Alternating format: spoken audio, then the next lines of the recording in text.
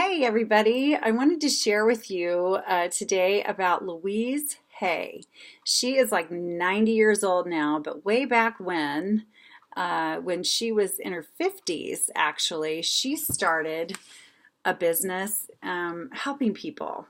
And one of the things she learned was that most of the symptoms or problems that people were having had a foundational problem that was people were not loving themselves enough.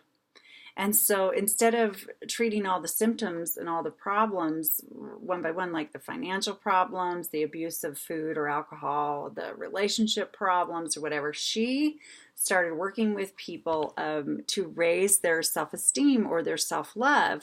And then all those problems started to disappear.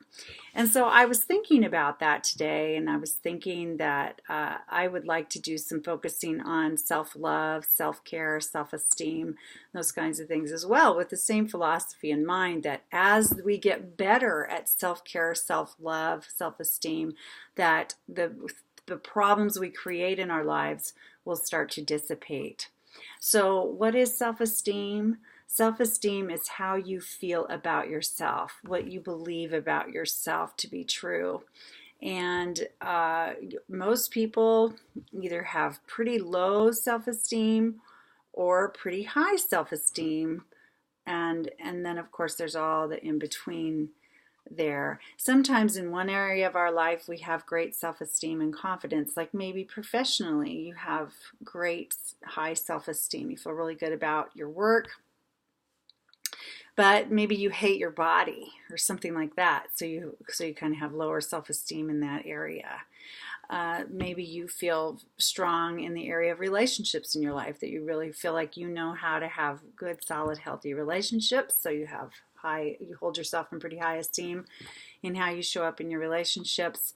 However, maybe in the area of health or wellness, you don't feel so great. So anyway, I want you to sort of think about on a scale of 0 to 10, 0 being really you feel very poorly about yourself, to 10, like you're feeling like you're rocking it pretty well in most areas of your life. You feel pretty good about yourself, and choose a number in there somewhere, 0 to 10. Like, are you a 5? You feel kind of average, so around that in most areas, or maybe you're pretty healthy with your self-esteem and you're up in the 8, 9, 10 area, or maybe you're like really going through a low point in your life and you feel kind of at a 0, 1, or 2, or 3, or whatever.